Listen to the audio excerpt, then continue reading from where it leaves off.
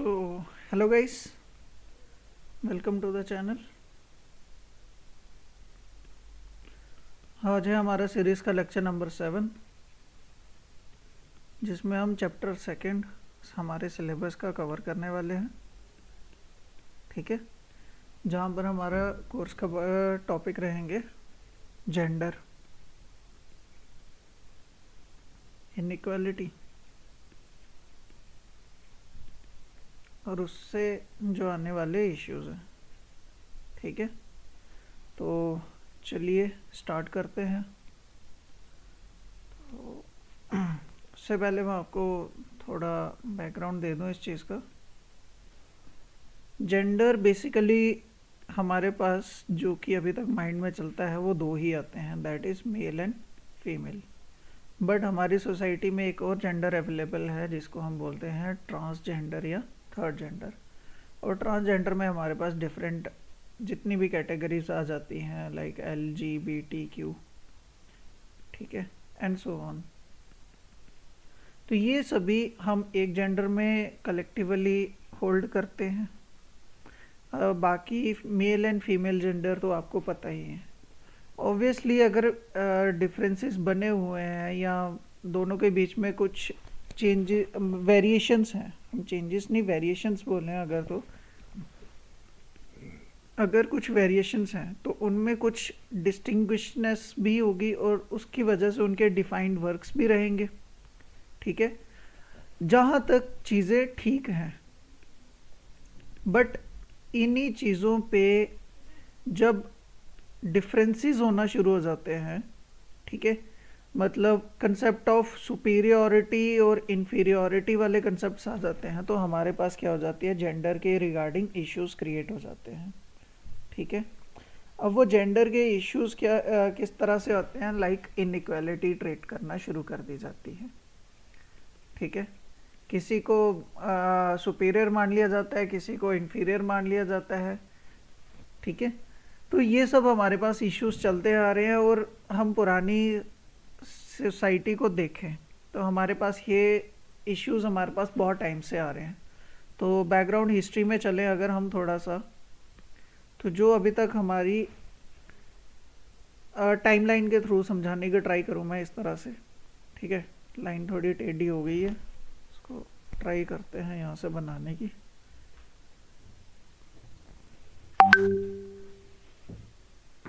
ठीक है, तो प्रिमिटिव टाइम पर जब जेंडर का कोई कंसेप्ट नहीं था, वहाँ पर इक्वालिटी ही होगी ऑब्वियसली। ठीक है, फिर जब थोड़े से स्टेबलाइज हुए, दैट इज़ हम जनरली ले लें तो IVC का टाइम ले लें, इंडस वैली सिविलाइजेशन का टाइम ले लें, जहाँ तक मेल और फीमेल को इक्वल स्टेटस मिलता है, जितना सा हमें एविडेंसेस मिलते हैं। उसके बाद बात आती है वैदिक पीरियड की। तो वैदिक पीरियड में भी ऋग्वेदा तक, जब तक ऋग्वेदा का इन्फ्लुएंस था तब तक हमारे पास क्या था, वुमेन का स्टेटस अच्छा था, मतलब वुमेन्स इक्वल स्टेटस ऑक्युपाई करते थे सोसाइटी में। उसके बाद हम ये कह सकते हैं कि उनको पढ़ने का वो था, अथॉरिटी थी। ठीक है, वो हम ये कह सकते हैं कि जो भी सभा वगैरह होती थी, पंचायत वगैरह होती थी, उस टाइम पर जो ग्राम सभा होती थी उनमें उनको पार्टिसिपेट करने का एक तरह से वो था, स्टेटस प्रोवाइडेड था। बट उसके बाद जो टाइम रहेगा हमारे पास, उसमें वुमेन का स्टेटस अब गिरना शुरू हो जाएगा। क्लियर, यहाँ से वुमेन का स्टेटस अब धीरे धीरे क्या होगा, डिग्रेड होना शुरू हो जाएगा। और ये कंटिन्यूस रहेगा टिल हम कह सकते हैं 1947 तक। ठीक है, और ये कंटिन्यूस रहेगा। 1857 के आसपास थोड़ा बहुत स्टेटस में, थोड़ा 1857 में हमारे पास कुछ लीडर्स ऐसे आते हैं जो फीमेल लीडर्स थी, जिन्होंने थोड़ा बहुत दिखाया। बट एज अ होल हम देखें तो स्टेटस कहीं ना कहीं डिग्रेड ही होता जाएगा। और एक सिचुएशन ऐसी आ जाएगी जब लाइव बर्निंग ऑफ गर्ल्स होना शुरू हो जाएगा, या ब्राइड्स का बर्निंग होना शुरू हो जाएगा, जिसको हम कहते हैं सती प्रैक्टिस। ठीक है, तो इस तरह से हमारे पास इश्यूज क्रिएट होते रहेंगे। और 1947 के बाद जब हमारा इंडिपेंडेंस होती है, और उसके बाद 1950 में हमारा कॉन्स्टिट्यूशन जब इनैक्ट होता है, ठीक है, कंप्लीटली अप्लाई होता है हमारी इंडिया की टेरिटरी में, तब जाके जो भी उस टाइम के लीडर्स थे, जो भी कॉन्स्टिट्यूशन मेकर्स थे, उन्होंने कुछ ऐसे प्रोविज़न बनाए जिसके बाद वुमेन का स्टेटस धीरे धीरे राइज किया है। मतलब हम ये नहीं कह सकते हैं कि बहुत ब्राइट कर रहे हैं। जब हम जनरल वे में चीज़ों को समझते हैं तो आज भी वुमेन का स्टेटस कोई इतना राइजन अप नहीं है, वही सेम सिनारियोज ही हैं, कोई ज़्यादा हमारे पास इम्प्रूवमेंट नहीं है। इसीलिए आप इसी चीज़ को आप एनालाइज करने के वे में अगर आप एनालाइज कर पाते हो तो हमारे पास डिफरेंट स्कीम्स आती हैं specially for womens and girls. और अब इस चीज़ को समझिए कि अगर उनके लिए स्पेशल स्कीम्स आ रही हैं तो कहीं ना कहीं उनका स्टेटस सोसाइटी में क्या है, मतलब इक्वालिटी पे नहीं है। ठीक है, इस चीज़ को आप इस तरह से भी रिलेट कर सकते हो कि जो भी हमारी सोसाइटी में कहीं ना कहीं इक्वालिटी की बाउंड्री से नीचे हैं तो उनको एक गवर्नमेंट सपोर्ट रहता है जिसको हम रिजर्वेशन की टर्म में समझते हैं। तो जब वो सोसाइटी के एक लेवल से डाउन रहते हैं तो उनको एक स्पेशल सपोर्ट देनी पड़ती है बाय गवर्नमेंट। ठीक है, वही चीज़ यहाँ पर भी आप अगर इसी चीज़ को आप कोरिलेट यहाँ पर भी करो तो यहाँ पर वुमेन्स के लिए अगर स्कीम्स आ रही है जैसे मातृवंदना योजना है, या बेटी पढ़ाओ बेटी बचाओ है, या उसके बाद ये मतलब डिफरेंट स्कीम्स है, जैसे वो सिलेंडर्स डिस्ट्रीब्यूट किए थे वुमेन्स के, उस पे नाम से कनेक्शन दिए गए थे, मेरे को नाम नहीं याद आ रहा स्कीम का, एंड सो ऑन। इस तरह की स्कीम्स अगर हमारे पास आ रही हैं तो हमें ये डिफाइन कर रही है कि हमारे पास वुमेन का स्टेटस कहीं ना कहीं सोसाइटी में डाउन है। सेम सिनारियोज हमारे पास थर्ड जेंडर के साथ भी हैं, दैट इज़ योर ट्रांसजेंडर। ठीक है, ट्रांसजेंडर के साथ प्रॉब्लम क्या है, वो डिफाइन ही नहीं कर पाए खुद को कभी भी कि वो मेल है या फीमेल है। ठीक है, मतलब अगर उनकी फिजिकल अपीयरेंस मेल वाली है, हम यहाँ तो नहीं, अगर उनकी फिजिकल अपीयरेंस मेल वाली है बट उनकी जो मेंटल हेल्थ है बॉडी की वो फीमेल वाली है, या उनकी फिजिकल अपीयरेंस अगर फीमेल वाली है तो मेंटल स्टेट उनकी मेल वाली है, तो इस तरह से जो डिफरेंसेस क्रिएट हो चुके हैं या जो उनको एग्जैक्शन नहीं मिल पाती है कि वो किस जेंडर में बिलोंग करते हैं, उनको ट्रांसजेंडर का मतलब एक ट्रांसजेंडर एक नया जेंडर के अंडर उनको हम बोल सकते हैं ट्रांसजेंडर की अम्ब्रेला के अंडर उनको कैटेगराइज किया जाता है। क्लियर? तो इनको भी वही प्रॉब्लम है, इनके साथ भी इनको भी सोसाइटी का जो स्टेटस है वो इक्वालिटी में नहीं मिल पाता है। ठीक है, ये मैं समझाऊंगा आपको कैसे कैसे है, और आज भी ये चीज़ होती है। 2013 की 14 में हमारी ऑनरेबल सुप्रीम कोर्ट ने ऐसे प्रोविज़न निकाले थे जहाँ पर ट्रांसजेंडर को थर्ड जेंडर का स्टेटस मिला था। ठीक है, और उनके लिए स्पेशल प्रोविज़न हर जगह बने थे, हर जगह, लाइक उनके लिए सेपरेट टॉयलेट्स होने चाहिए।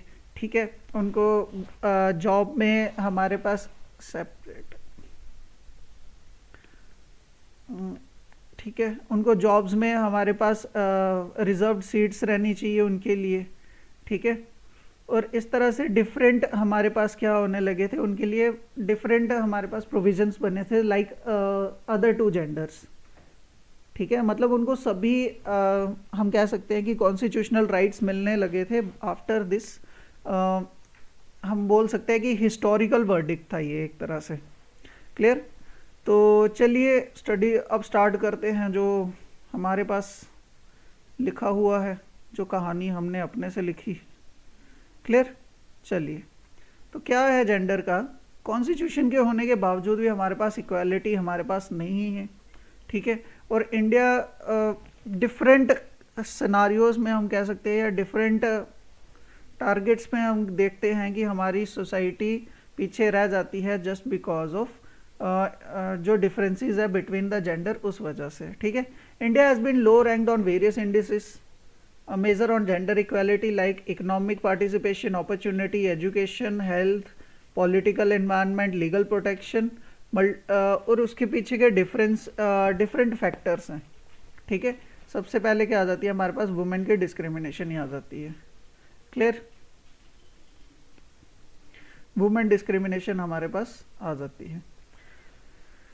और जैसे ही हमारे पास डिस्क्रिमिनेशन आएगा तो हमारे पास प्रॉब्लम होना शुरू हो जाएगी, और ये एक टाइम पर इतनी ज़्यादा बढ़ जाती है कि वायलेंस होना शुरू हो जाती है। डोमेस्टिक वायलेंस जैसी टर्म्स आपने सुनी होंगी। Clear? Well, deeper analysis of the problem में cause disagreement with respect to relative importance. तो इसके पीछे के इश्यूज क्या है, कॉजेज क्या हैं? ठीक है, सबसे पहला कॉज आ जाएगा एजुकेशन का। ठीक है, एजुकेशन अच्छी मिल रही होगी तो वो समझ पाएंगे कि वुमेन का भी इक्वल स्टेटस है सोसाइटी में, बट अगर एजुकेशन उनकी क्लियर नहीं है तो उनके साथ प्रॉब्लम रहेगी, वो चीज़ है। ठीक है, पहले चीज़ आ जाएगी पॉवर्टी की वे में समझें अगर इस चीज़ को, तो पॉवर्टी होगी तो पॉवर्टी क्या कर देगी, हमारे पास इनइक्वालिटी क्रिएट कर देगी। ठीक है, रीज़न क्या होगा, ट्राई किया जाएगा कि बॉय को स्कूल भेजा जाएगा और गर्ल को स्कूल नहीं भेजा जाएगा, और जब ये चीज़ आ जाएगी यहीं से मेंटालिटी में घुस जाएगा कि बॉय सुपीरियर हो जाएंगे, फीमेल इन्फीरियर हैं। ठीक है, अगर किसी को ज़्यादा एडवांटेज मिल रही है कंपेयर टू अदर वन तो ये प्रॉब्लम रहे, यहीं से मतलब ये मैं कह सकता हूँ ये एक ब्रीडिंग ग्राउंड बन जाएगा इनइक्वालिटी के लिए ही। ठीक है, next, patriarchal setup in our society. Patriarchal setup क्या होता है? पैट्रियार्कल, अब मुझे लग रहा है ये आपको पता होगा पैट्रियार्कल क्या होता है। पैट्रियार्कल होता है बेसिकली मेल डोमिनेटिंग। ठीक है, मतलब जहाँ पर मेल की ज़्यादा सुनी जा रही है, वुमेन के व्यूज़ को डिसरिगार्ड किया जा रहा है, उनकी इन्वॉल्वमेंट नहीं है in decision making in any event या इन एनी इशू। ठीक है, तो वहाँ पर क्या हो जाएगा, वुमेन की जो स्टेटस होगा उनकी जो लाइफ का, वो धीरे धीरे डिग्रेड होना शुरू हो जाता है। ठीक है, India has been extremely patriarchal society. Patriarchal setup में कंट्रीब्यूटेड टू फंडामेंटल इनइक्वालिटी। ठीक है, मतलब बेसिक यहीं से शुरू हो रहा है अब प्रॉब्लम्स का। ठीक है, नेक्स्ट है lack of education and illiteracy. अब जो यहाँ पर डिफरेंस क्रिएट कर रहे हैं ड्यू टू पॉवर्टी, उनको यही नहीं पता है कि एजुकेशन दोनों को देना ज़रूरी है। यहाँ पर एक ही माइंडसेट आता है कि लड़की को ही शादी करवा के दूसरे घर भेज देना, तो कहीं ना कहीं यहीं से ये माइंडसेट ही आपके लिए कहीं ना कहीं एक हम कह सकते हैं कि एक जी का जंजाल बन जाता है। ठीक है,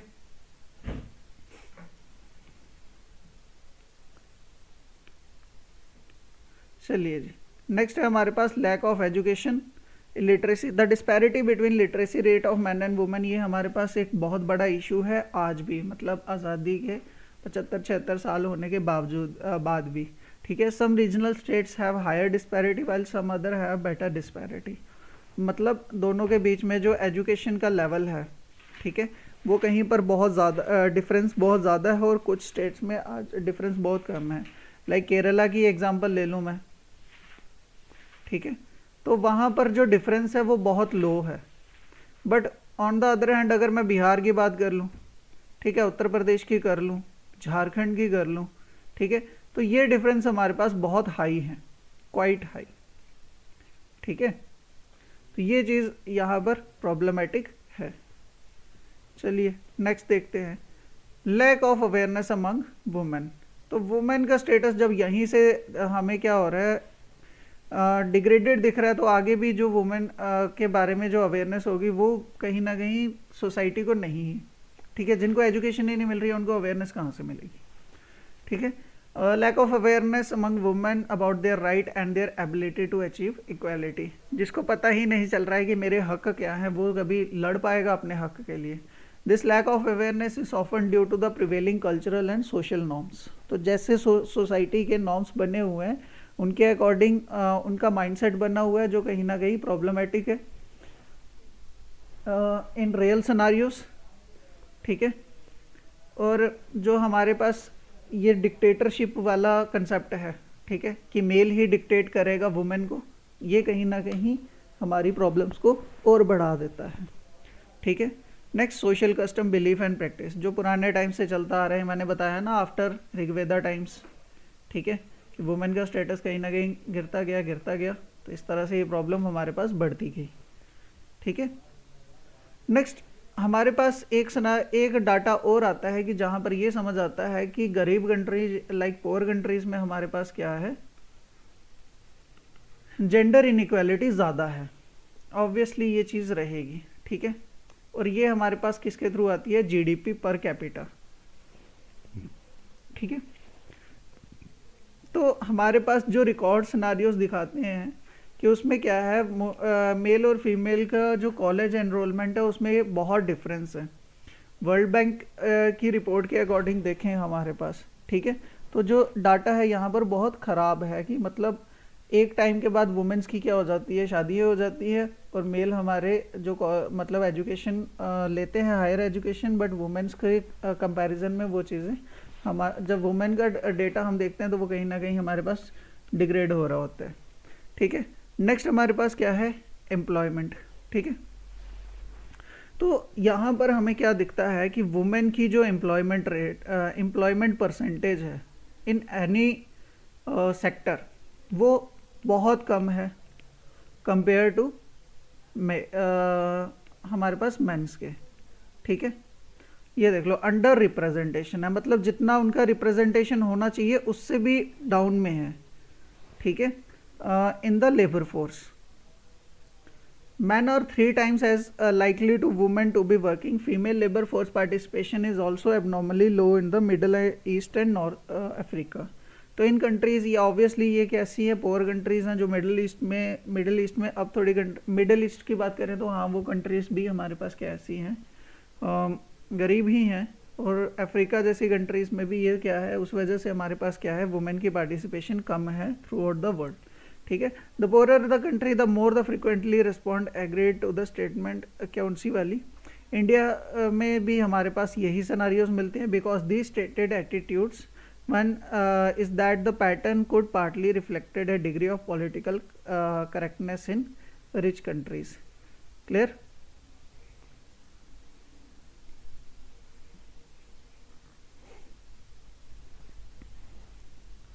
नेक्स्ट, जेंडर बेस्ड वायलेंस। तो जेंडर बेस्ड वायलेंस हमारे पास क्या दिखाती है कि मेल अगर खुद को सुपीरियर मान रहा है, ऑब्वियसली वो क्या करेगा, कंट्रोल करेगा वुमेन की लाइफ को। तो यहाँ पर क्या है, gender based violence to make country comparison attitudes toward gender based violence were systematically with economic development. जो कंट्रीज इकोनॉमिक डेवलप्ड होंगी, ठीक है, वहाँ पर जेंडर बेस्ड वायलेंस तो नहीं होगी, ठीक है। तो ये चीज़ें यहाँ पर रहेंगी। Next, decision making power with in marriage, ठीक है।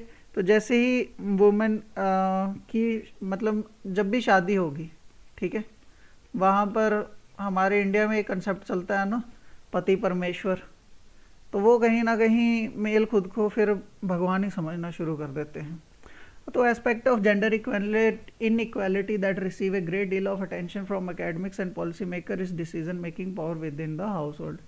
Women's say in household decision is one aspect of her well-being and thus an end in itself, ठीक है। But the keen interest in female empowerment is in large part because it is believed to be means by improving children's outcomes, ठीक है। Next है freedom of choice and satisfaction, ये point रहा नहीं तो। Next देख लो, economic development and as a underdevelopment as a cause of gender inequality. तो जहाँ पर पैसे की प्रॉब्लम होगी वहाँ पर भी हमारे पास इनइक्वालिटीज देखने को मिलेंगी, ठीक है। लेबर इंटेंसिव होम प्रोडक्शन, तो जहाँ पर हमारे पास वुमेन्स क्या कर रही हैं, हाउस होल्ड में ही इन्वॉल्व हैं, तो हाउस होल्ड काम की जो भी आपको पता ही है क्या होती है, मतलब उसको कितना ही बेटर काम माना जाता है। तो economic development is characterize by physical infrastructure, ठीक है। The cluster of factors means that home production becomes more efficient and less labour intensive with development. Next है high fertility, risky fertility. Low fertility is like both a cause and effect of economic growth, but in any case a demographic transition that begins with low mortality proceed to lower fertility is part and parcel of the development. The fact that fertility rate is lower in rich countries help explain the smaller gender gaps in education and labor market outcomes. तो ये है यहाँ पर line जहाँ fertility low रहती is lower in rich countries helps to explain the smaller gender gaps in education, health and labor market outcomes. Clear? Next, cultural factor that cause gender inequality. Lack of development still remains relevant even when cultural factors are at play.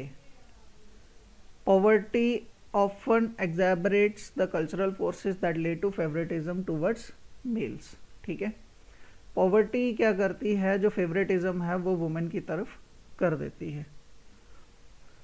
Next, patrilocality, मतलब husband का घर वाली location. तो many culture practice patrilocality whereby married couple lives near or with the husband's parents. When a woman get married, she essentially to be a member of her birth family and joins the husband family. ठीक है, ये हमारे पास India में भी यही है. Within India north region has much stronger patrilocal system than south, which is a leading explanation why gender inequality is more pronounced in the north. ये India के सनारियोस में ये पॉइंट आप रीड कर लोगे तो ठीक है. ये वाले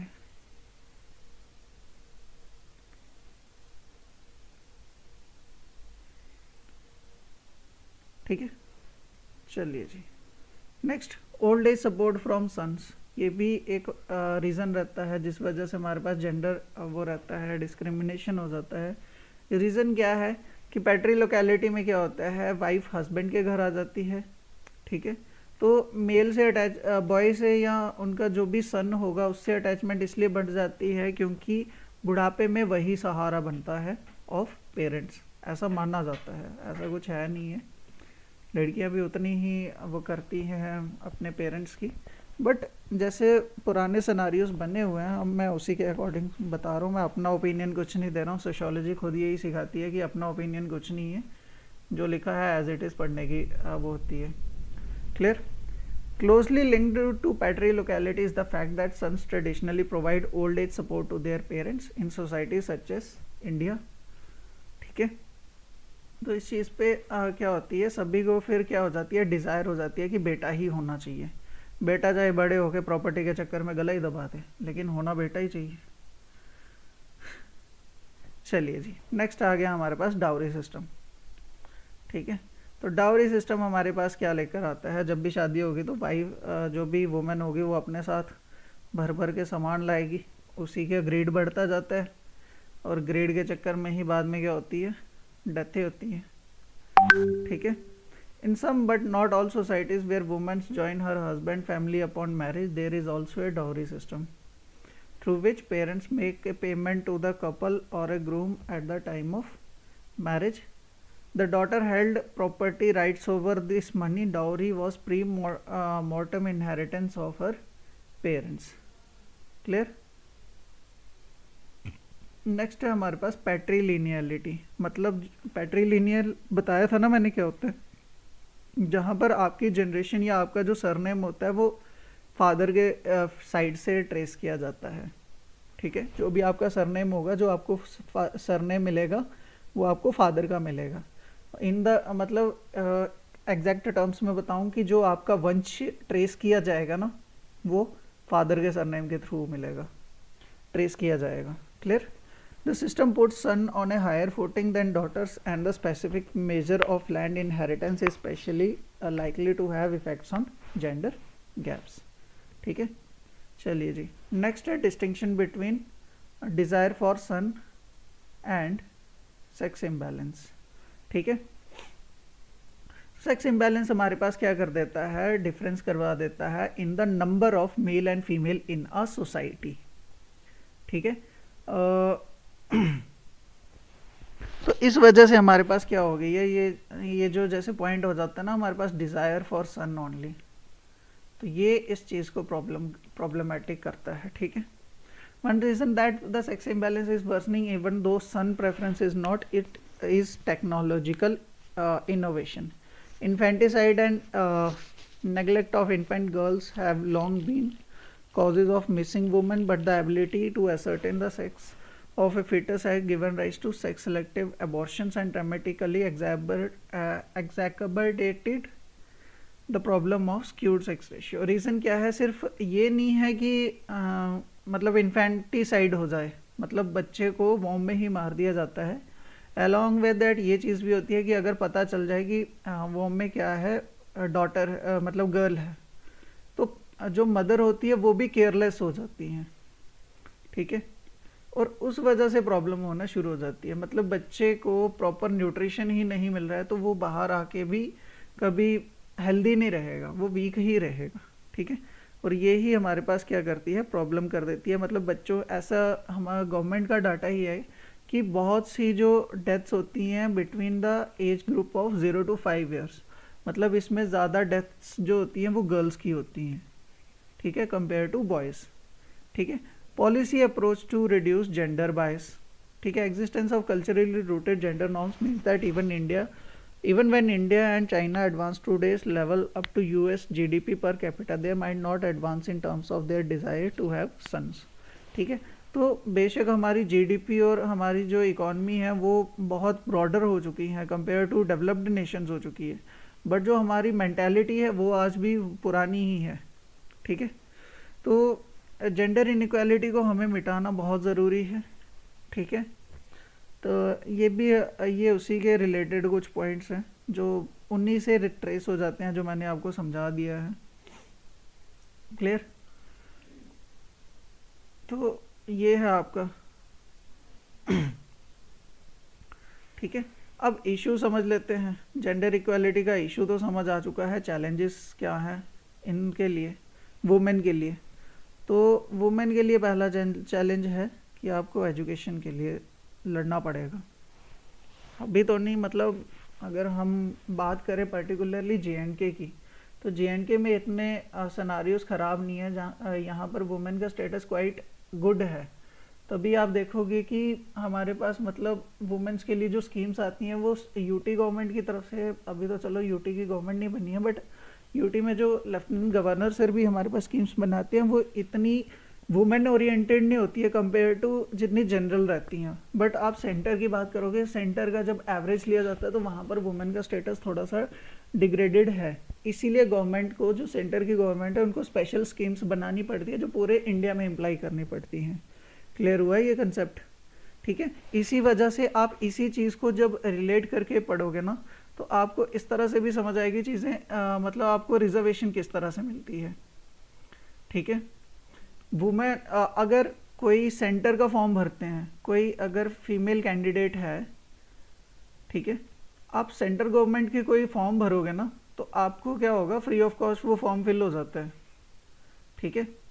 और आप वही फॉर्म अगर JKSSB का भर रहे हो, ठीक है, नो मैटर आप किसी भी कास्ट से बिलोंग कर रहे हो, बट आपको फीस सबमिट करनी पड़ेगी, एक पर्टिकुलर अमाउंट, जितना भी होगा, मुझे एग्जैक्ट याद नहीं है कितना है। बट यही बात जब आप सेंट्रल गवर्नमेंट के एग्ज़ाम के टाइम पर वर्क करोगे ना, तो आपको मोस्ट ऑफ द डिपार्टमेंट्स में क्या होगा, फीस से एग्जाम्प्ट हो जाओगे, ठीक है। ठीक है, मतलब आपसे फीस नहीं ली जाएगी ऐसी सिचुएशन में। तो ये क्या होती है, एक तरह से एक सपोर्ट होती है, जिसको मतलब आजकल क्या हो गया, एक डिस्क्रिमिनेशन का ग्राउंड बना दिया है जहाँ पर ये चीज़ वो करी जाती है। बट ठीक है, इश्यूज़ हैं तो कहीं ना कहीं सभी के माइंड अवेकन भी हैं। अगर इश्यूज़ ही नहीं होंगे तो सभी के माइंड भी डम्ब हो जाएंगे, और ये चलते रहने चाहिए थोड़े थोड़े, तभी बंदा सोचता भी है चीज़ों को लेके। तो चलिए, इशू क्या है और चैलेंज क्या है जेंडर इक्वालिटी का। सबसे पहले आ जाएगा एजुकेशन, ठीक है।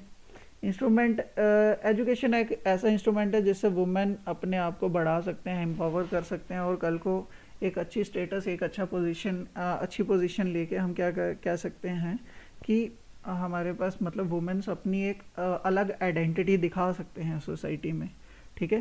There are numerous blockades which restrict access to basic right of education for any women. तो दूसरा आ जाएगा हमारे पास ट्रेडिशनल माइंडसेट, ठीक है, कि लड़कियों को क्या करना है पढ़ने जाके, या उनकी तो शादी हो जाएगी, या ऐसा कुछ जो चलते रहते हैं। बट हमारे पास बहुत सी इसके काउंटर की एग्जांपल्स भी हैं।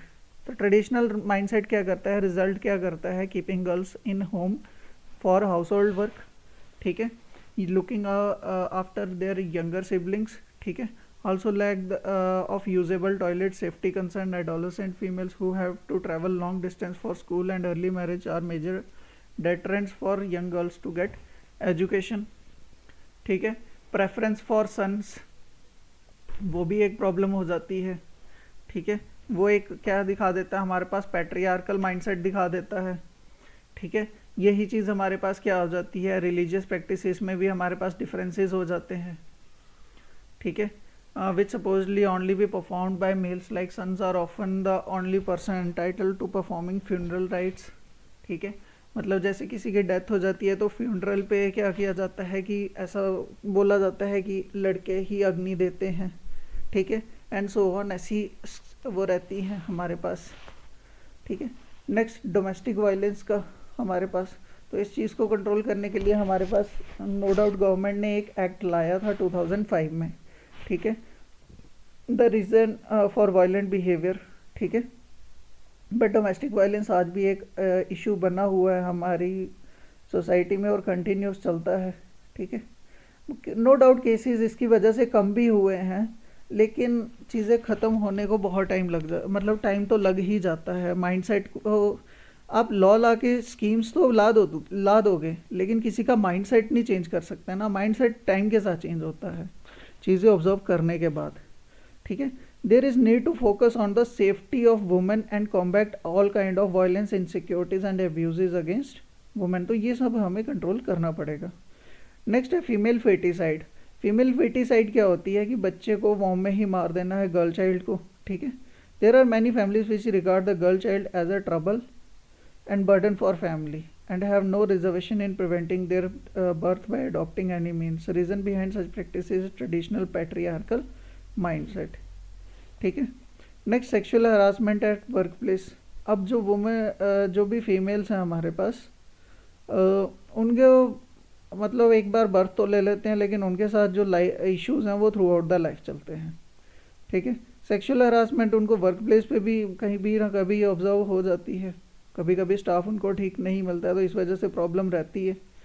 तो harassment violate the women rights to gender equality and life and liberty in workplace. Everyone has the right to work in a protected safe and without discrimination condition. Sexual harassment क्या करती है, gender inequality दिखाती है, ठीक है।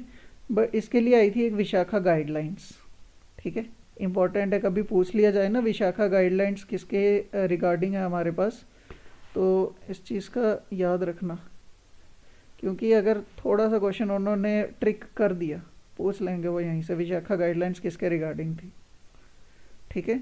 Sexual harassment in the workplace is a violation of basic rights of gender equality, right to life, liberty, occupation, trade, profession. Clear. Gender based violence भी होती है।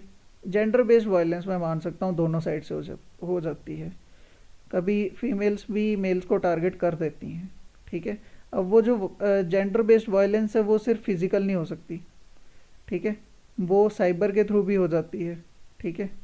किसी को फेक केस में डाल दिया या कुछ इस तरह की प्रॉब्लम्स भी हमारे पास क्या रहती हैं, जेंडर बेस्ड वायलेंस हो जाती है, ठीक है। किसी पे मतलब फेक केस किसी भी तरह से डोमेस्टिक अब्यूज़ का डाल दिया, क्राइम का डाल दिया, इस तरह से डाउरी का डाल दिया, तो ये सब प्रॉब्लम्स हमारी सोसाइटी में है, ठीक है। तो ये सब प्रॉब्लम्स हमारे साथ चलेंगे। Gender inequality is a universal concern है, and abuse against women is not only a crime but also an infringement of rights, women's rights, ठीक है। नेक्स्ट, हेल्थ केयर इश्यूज़, ये भी हमारी सोसाइटी में साथ में चलते हैं। Poverty, gender bias and reproductive roles make women prone to various diseases and unable to access the health services. There are several barriers to access these services like economic barriers, health system barriers such as scarcity of human resources for health, lack of sensitization, social barriers stigma है किसके disease, certain diseases like HIV, AIDS, sexual health and awareness regarding the various schemes of government programs for women which result in unfavorable health outcomes for female, addressing improving, ये सब हमें करें तो हमारे पास क्या हो जाती है, मतलब इन चीज़ों पे फोकस रखें तो हमारे पास गवर्नमेंट की डिफरेंट स्कीम्स के थ्रू हमारे पास ऐसे का मतलब इवेंट्स भी होते रहते हैं, फेयर्स लगते रहते हैं जहाँ पर अवेयरनेस का क्या किया जाता है, मतलब अवेयरनेस के कैंपेन चलाए जाते हैं सो दैट उनको अवेयरनेस मिल जाए, ठीक है। अब समझ लेते हैं जो इश्यूज किसके साथ चल रहे हैं, ट्रांसजेंडर के साथ चल रहे हैं। तो ट्रांसजेंडर्स को ऐसा नहीं है कि इंडिया में ही प्रॉब्लम थी, बट इनिशियल टाइम पर बाहर की कंट्रीज में भी थी, बट इंडिया में तो 2012-13 तक तो चलती है। ये 13 की 14 में इनके लिए बिल आया था, ठीक है। तो उसी को टाइम टू टाइम अमेंड भी किया जाता है। क्लियर। तो इनको इश्यूज क्या रहते हैं, वो ऑब्वियसली इनको भी वही इश्यूज रहते हैं जो मतलब फीमेल्स फील करती हैं हर जगह पर। Like human beings, transgender people also have fundamental rights, life to liberty, equality, health, privacy, speech, expression, but these rights are denied to them owning rejection of acknowledge of their gender identity. उनको इसलिए बोल दिया जाता था कि like कुछ काम होते हैं जो सिर्फ फीमेल ही कर सकती हैं, या कुछ काम डिफाइंड होते हैं जो सिर्फ मेल ही कर सकते हैं। तो इन जो चीज़ों में जब डिफाइन करना होता था उनको पहले ही ये इस तरह से डिग्रेडेड वॉइस में ही पूछ लिया जाता है आपका जेंडर क्या है, ठीक है। ऑब्वियसली अब जिनको नेचर ने ही वैसा बनाया है तो उन पे हम ह्यूमंस कुछ नहीं कर सकते हैं। उनकी मतलब हम क्या कह सकते हैं, उनकी मैन्युफैक्चरिंग ही वैसी है। मैन्युफैक्चरिंग थोड़ी प्रैक्टिकल टर्म होगी, बट उनकी जो ग्रूमिंग है वही वैसी है, उस चीज़ को हम कुछ नहीं कर सकते, उनको नेचर ने ऐसा बनाया है। क्लियर। तो इसी चीज़ को कंट्रोल करने के लिए क्या आया था, transgender person protection of rights bill act आया था। वो क्या कर रहा था, प्रोहिबिट कर रहा था किसी तरह का भी discrimination against transgender person in education, employment, health care, enjoyment of good services, opportunities, मतलब हर जगह पर। रीज़न क्या हुआ था इसके, इस बिल को लाने के पीछे का बैकग्राउंड क्या था कि जब 2012-13 में उनको मतलब ये राइट्स मिले, मतलब इक्वालिटी के राइट्स मिले, बट उनके साथ क्या रीज़न रहा कि वो जहाँ भी काम करने जाते थे उनको वो इक्वालिटी नहीं फील होती थी। इस वजह से उन्होंने क्या किया था कि मतलब ऐसे बहुत से केसेस रजिस्टर्ड हुए थे उस टाइम पर कि इवन डॉक्टर्स बन चुके थे जो ट्रांसजेंडर आफ्टर देयर पूरी एमबीबीएस की ट्रेनिंग एंड ऑल, उसके बाद भी जहाँ वो जॉब करने जा रहे थे वहाँ पर भी उनके साथ क्या हुआ, इल ट्रीटेड किए ट्रीटमेंट हुआ।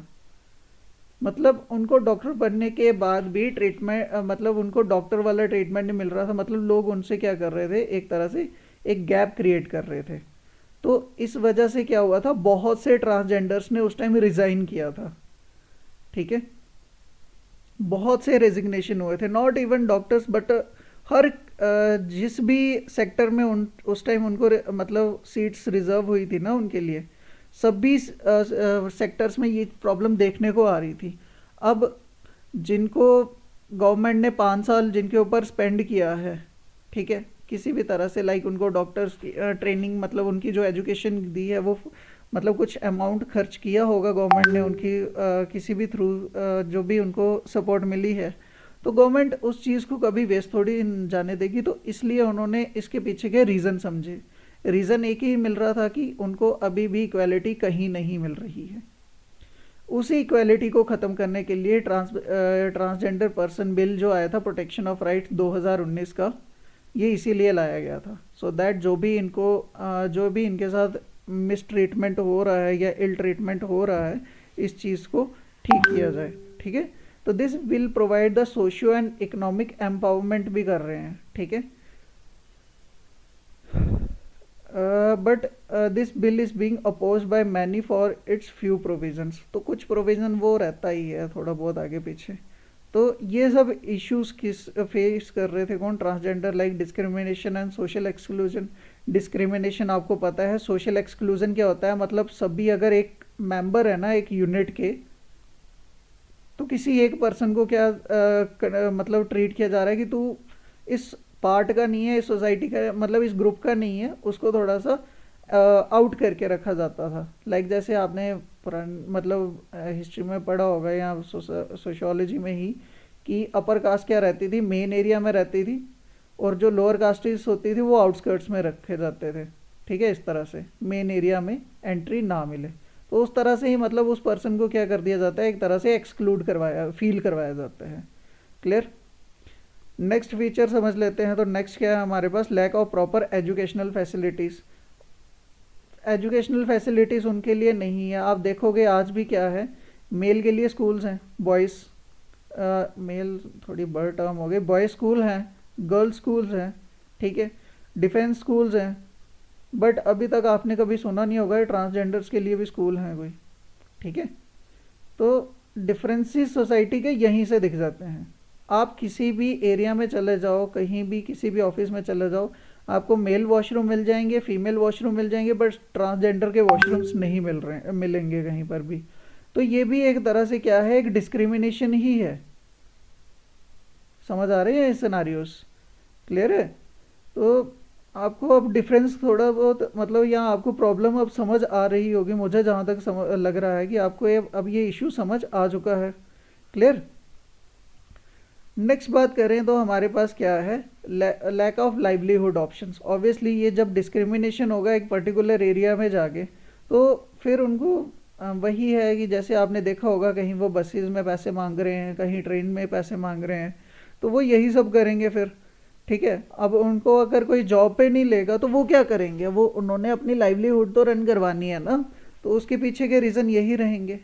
Next, homelessness. अब पैसों की अगर शॉर्टेज है तो घर कहाँ से लेंगे, फिर वो इसी तरह से अपना सर्वाइवल करते हैं, ठीक है। Next, lack of medical facilities. Medical facilities के साथ भी वैसे ही सिनारियोस रहेंगे। Financial insecurity, mental and sexual health issues, insensitive treatment by society. तो ये सब इश्यूज कौन फेस कर रहे हैं, ट्रांसजेंडर्स, क्लियर। मुझे लग रहा है आज का टॉपिक शायद यहीं तक है। हाँ, लॉज अगेंस्ट लॉज कल के लेक्चर में या आज के लेक्चर में है? एक सेकेंड, हाँ जी, ये इसको मैं कल ही करवाता हूँ, आज के लिए इतना बहुत है, मुझे लग रहा है थोड़ा हैवी हो गया आज का लेक्चर। तो ठीक है गाइस, मिलते हैं आपसे नेक्स्ट लेक्चर में इसके बाद। टिल देन गुड बाय, और ट्राई करना कि लेक्चर शेयर कर लो किसी से, ज़रूरी है, ठीक है। ओके गाइस, मिलते हैं फिर। Till then good bye and have a good time, bye bye.